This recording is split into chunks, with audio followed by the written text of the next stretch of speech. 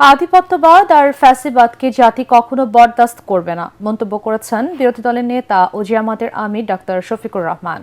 রাজধানীর সোহরাওয়ার্দী উদ্যানে বাংলাদেশ খেলাফত মজলিসের গণসমাবেশে তিনি আরও বলেন, জনরায় বাস্তবায়ন না হওয়া পর্যন্ত আন্দোলন চালিয়ে যাবে 11 দলীয় ঐক্য। এ সময় জনগণের সাথে গাদ্দারি করে সরকার বেশি দিন টিকতে পারবে না বলেও হুঁশিয়ারি দেন নেতারা। বলেন, বিশ্ববিদ্যালয় ক্যাম্পাসগুলোতে সন্ত্রাস সৃষ্টির চেষ্টা করা হলে এর দায় সরকারকেই নিতে হবে। খায়রুল ইসলামের রিপোর্ট। গণভোটের রায় বাস্তবায়নের দাবিতে গণসমাবেশের আয়োজন করে বাংলাদেশ খেলাফত মজলিস।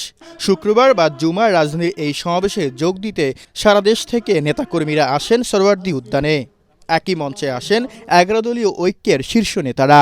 দুঃখের বিষয়, তার নিজের দলের নেতাকর্মীরাই তার কথা শুনেন না। 11 দলের নেতারা অভিযোগ করেন, বিএনপি গণভোটের রায়কে বাস্তবায়ন করতে চায় না।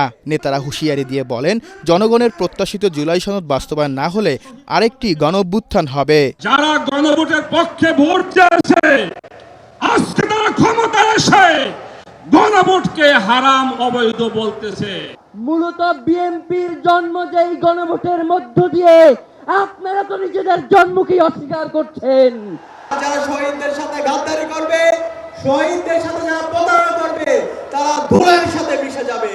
কথাবার্তা পরিষ্কার, গণভোটের জনরায়ের আলোকে জুলাই সনদ বাস্তবায়ন করতে হবে। এ সময় এনসিপির আহ্বায়ক ও বিরোধী দলীয় চিফ হুইপ নাহিদ ইসলাম বলেন, দাবি আদায় না হলে আবারও উত্তপ্ত হবে রাজপথ। বাংলাদেশের জনগণ পুরনো বন্দোবস্ত, পুরনো সংস্কৃতিকে যারা টিকিয়ে রাখতে চায় তাদেরকে কোনোভাবেই প্রশ্রয় দেবে না।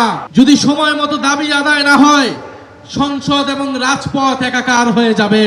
জামায়াতের আমির ও বিরোধী দলীয় নেতা ডাক্তার শফিকুর রহমান বলেন, আধিপত্যবাদ ও ফ্যাসিবাদদের বিরুদ্ধে কঠোর অবস্থান নিয়েছে বিরোধী দল।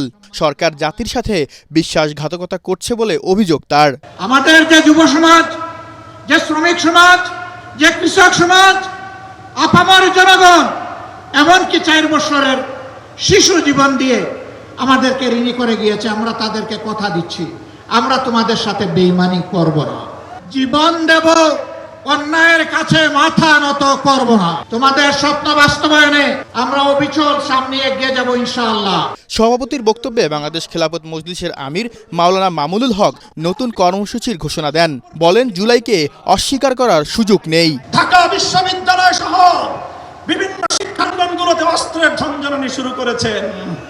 স্থানীয় ছাত্র নেতৃবৃন্দের উপর যেভাবে ছাত্রলীগের হেলমেট লীগের মতো ভূমিকায় অবতীর্ণ হয়েছে, এই ধারা যদি অব্যাহত থাকে, এর দায় সম্পূর্ণ সরকারকে গ্রহণ করতে হবে। বাংলাদেশে আর কখনো একদলীয় আধিপত্যবাদ মেনে নেওয়া হবে না বলেও হুঁশিয়ারি দেন 11 দলীয় জোটের নেতারা। খায়রুল ইসলাম, এটিএন বাংলা, ঢাকা।